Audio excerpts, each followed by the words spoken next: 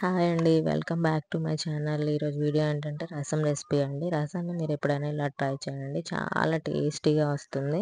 దీనికోసం నేను ముందుగానే టొమాటో, కొత్తిమీర, చింతపండుని నానబెట్టి పక్కన పెట్టేసుకున్నానండి. నానబెట్టి పక్కన పెట్టేసుకున్న ఈ టమాటో పీసెస్‌ని మంచిగా స్మాష్ చేసేస్తే వచ్చిన టమాటో రసాన్ని సెపరేట్ చేసేసి పక్కన పెట్టేసుకోవాలి. స్మాష్ అయిన టమాటో పీసెస్‌ని సెపరేట్ చేసి పక్కన పెట్టేసుకోవాలి. తర్వాత ఒక కడాయిలో కొన్ని జీలకర్ర, ధనియాలు, మిరియాలు తీసేసుకొని కొంచెం కందిపప్పు గూడా వేసుకుంటే చాలా టేస్ట్ వస్తుందండి. ఆప్షనల్, అది మన ఇష్టం, వేసుకుంటే వేసుకోవచ్చు, లేకపోతే లేదు. హీట్ చేసేసుకొని మిక్సీ పట్టి పౌడర్ చేసుకొని పక్కన పెట్టేసుకోవాలి. పౌడర్ చేసుకొని పక్కన పెట్టేసుకున్న తర్వాత ఒక కడాయి పెట్టేసుకొని, కడాయిలో కొంచెం ఆయిల్ వేసేసుకొని, ఆయిల్ హీట్ అయిన తర్వాత కొంచెం తాలింపు గింజలు, ఎండుమిర్చి, కరివేపాకు, కొంచెం ఇంగువ వేసేసుకొని పోపు పెట్టేసుకోవాలండి. పోపు పెట్టేసుకున్న తర్వాత మనం ముందుగానే స్మాష్ చేసి పక్కన పెట్టుకున్న టొమాటో పీసెస్‌ని యాడ్ చేసేసుకొని మంచిగా టొమాటో పీసెస్ మగ్గేంత వరకు మగ్గనివ్వాలి.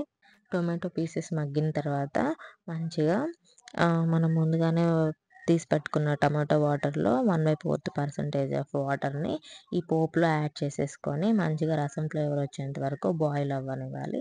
బాయిల్ అయిన తర్వాత ముందుగానే మనం మిక్సీ పట్టి పెట్టుకున్న ధనియా పౌడర్‌ని యాడ్ చేసేసుకొని మంచిగా రసం ఫ్లేవర్ వచ్చేంత వరకు ఈ టమాటో పీసెస్‌ని పౌడరు టొమాటో పీసెస్‌కి పట్టేంత వరకు మగ్గనివ్వాలి. మగ్గిన తర్వాత మనం ఇప్పటివరకు ఉప్పు వేసుకోలేదు కదండీ! ఈ పులుపుతనానికి, పుల్ల పుల్లగా ఉండేతనానికి, ఈ కారానికి మనం ఎంత సరిపడనంత ఉప్పు వేసేసుకొని ఒకసారి చెక్ చేసుకొని చూసుకోవాలండి. ఉప్పు సరిపోయిందా లేదా అని చెప్పి.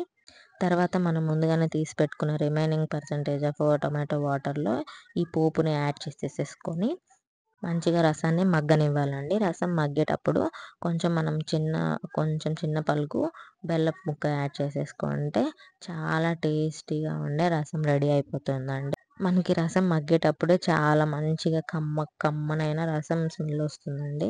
అలా ఉడికేటప్పుడే మనకి రసం ఎంత పర్ఫెక్ట్‌గా కుదిరిందో తెలిసిపోతుంది. అంతేనండి, చాలా టేస్టీగా ఉండే రసం రెసిపీ అండి. రసం రెడీ అయిపోయింది. అంతే అండి, వెరీ సింపుల్‌గా రసాన్ని మనం ఇంట్లోనే తయారు చేసుకోవచ్చు. థ్యాంక్ యూ ఫర్ వాచింగ్ అండి. ఇప్పటివరకు నా ఛానల్‌ని సబ్స్క్రైబ్ చేసుకోకపోతే సబ్స్క్రైబ్ చేసుకొని, లైక్ చేసి ఫాలో చేయండి. Thank you for watching.